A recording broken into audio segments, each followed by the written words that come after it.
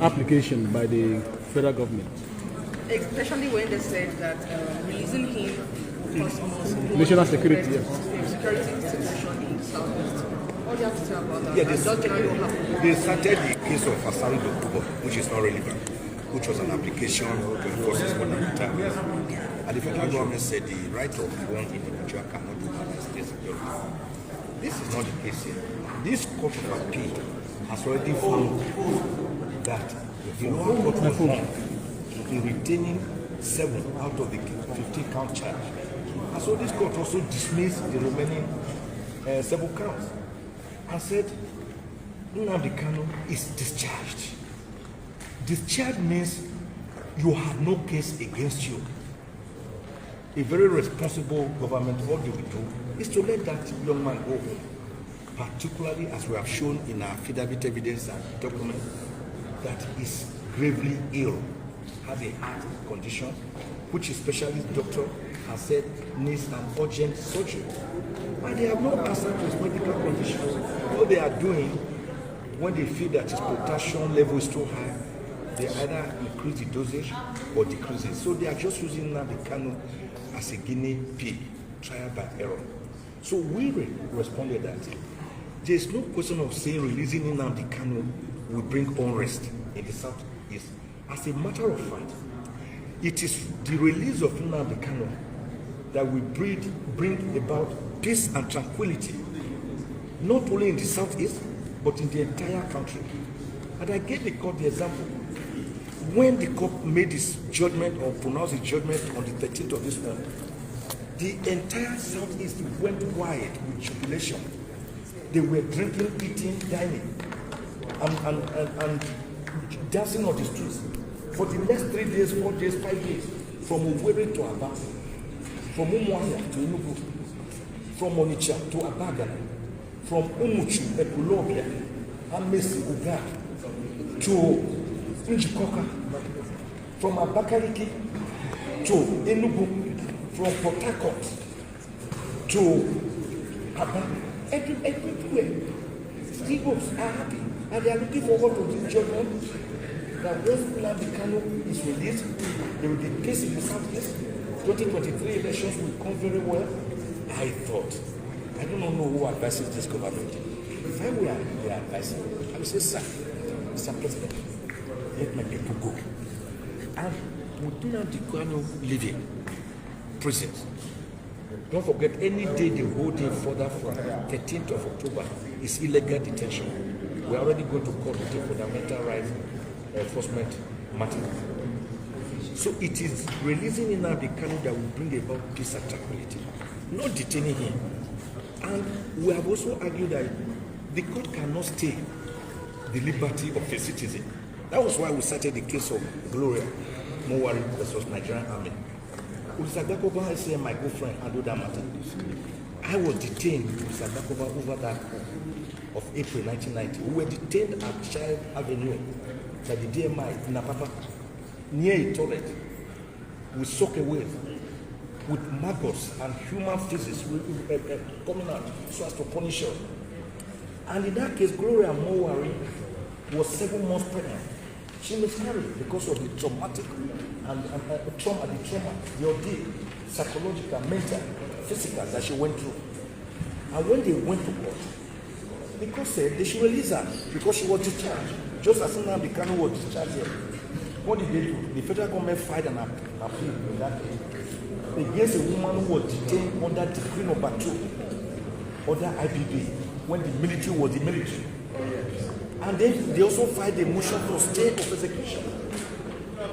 2 justices pronounced were very hard on the federal government. Justice Atu Kago, who later was elevated to the Supreme Court, and Justice Kolawole, Kolawole.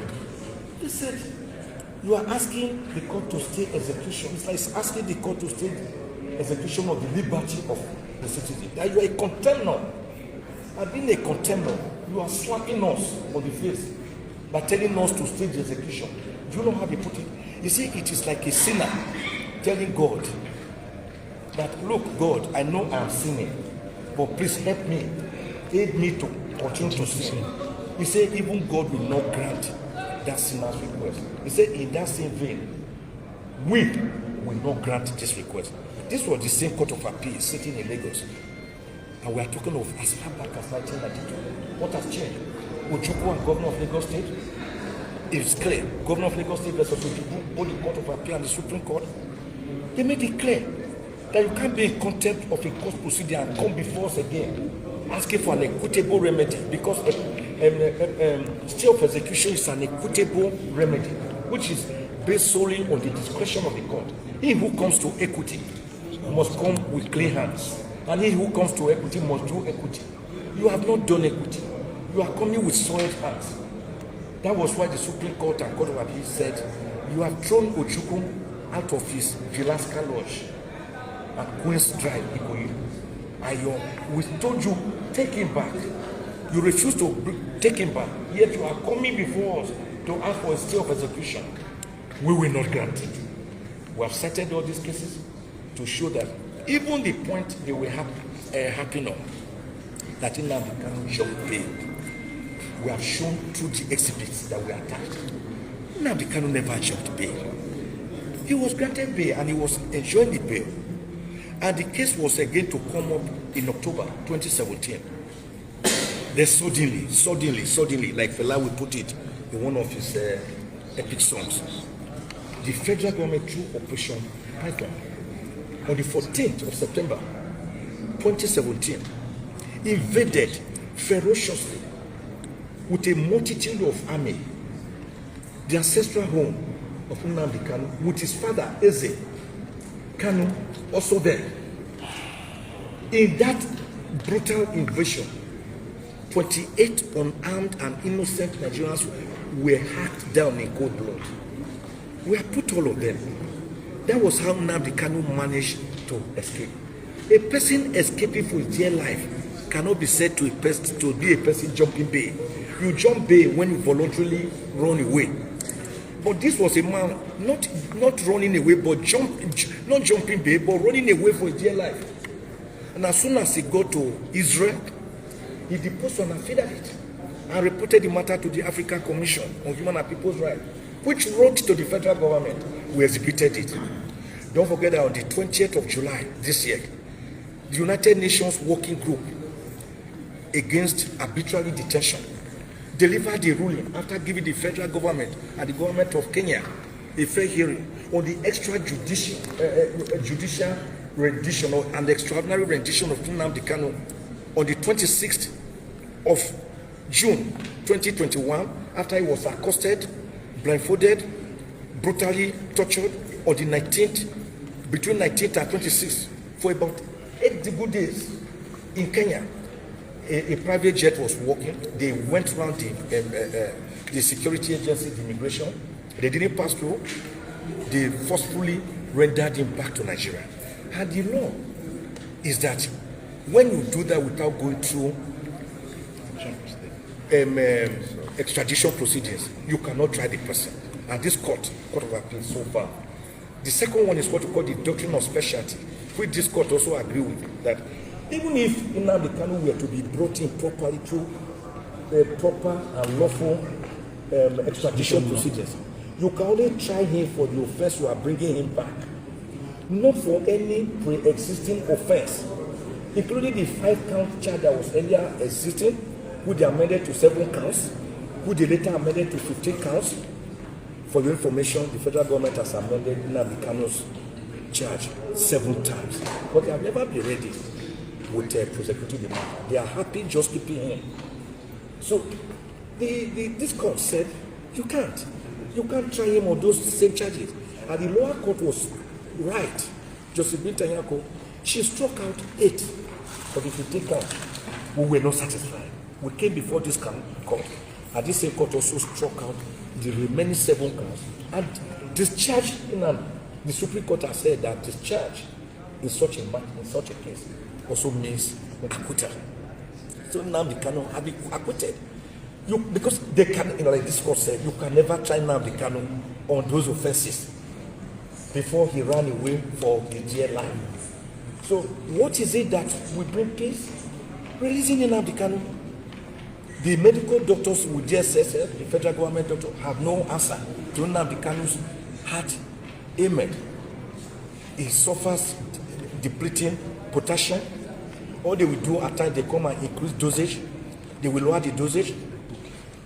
They are using Nnamdi Kanu, as we submitted today, as a guinea pig, without knowing what is wrong with them.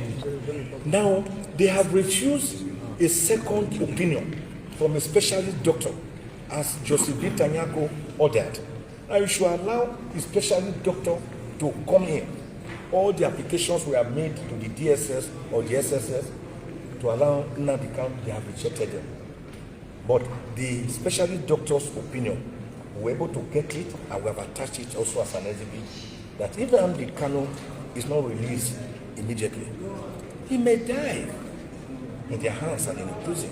If they want to know what really caused brouhaha, ruckus, and wahala, it is keeping Nnamdi Kanu and allowing him to die, for example, in detention.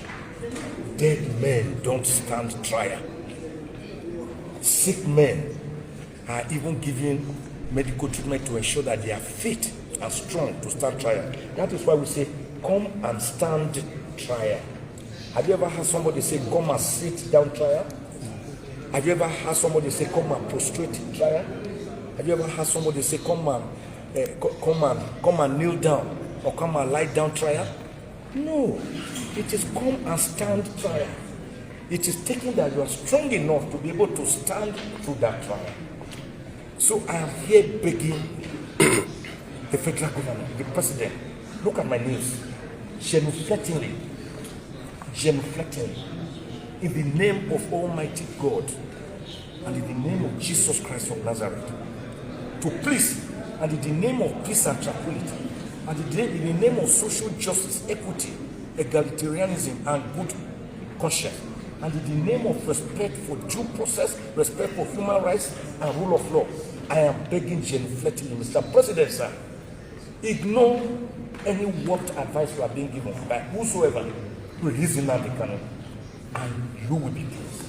History will record you justly that you decided, after the court had delivered the judgment, even though you failed to follow the political solution, and even the window of opportunity given by the United Nations Working Group Against Arbitrary Detention, rendered on the 20th of July 2022, that you releasing Nnamdi Kanu and also paying compensation, even though all these have failed. Mr. President, sir, it is never too late. Now a court has pronounced judgment. Obey the judgment. Don't stay the execution of the liberty of your own citizen. You are father of all. God bless you, Mr. President. God bless you. Chief Michael Zekome have done a very wonderful job, and I'm happy, and I want to personally say a very big thank you to you, Chief, and your legal team. The Lagos State have done something extraordinary, and the Biafran world appreciate you. We are all happy, and we bless you. May God Almighty bless you, abundantly bless your children, and may you reap the fruit of your labor. Your children shall be great, even greater than you are, and you shall never lack. We thank you, we appreciate you. We are so happy for what you've done for us. You did very well. You won the federal government in all the issues raised, and we are happy. The only thing I want to say is I would have liked to advise you not to beg the Fulanis. You don't plead to the Fulanis. They do not understand begging. The Fulani do not understand pleading. The Fulani does not understand diplomacy. The only language the Fulanis understand is violence. And my take is this. This is injustice done to Mazi Nnamdi Kanu. Even the court of the land, the court in Nigeria have also declared the man free of all charges. But the Fulani still kept him, punishing him. Nigerians, you are not talking, no. Nigerians are not talking. In the face of injustice, Nigerians are not talking. All the mega pastors, you are not talking. Bishops, you are not talking. Traditional rulers, you are not talking. Lawyers, everything about Nigeria, you are not talking. But I promise you, one day you shall talk. A day shall come and you will find your voice. Since people have kept quiet in the face of injustice, may injustice visit each and every one of you in the mighty name of Jesus. Amen. And that's my case.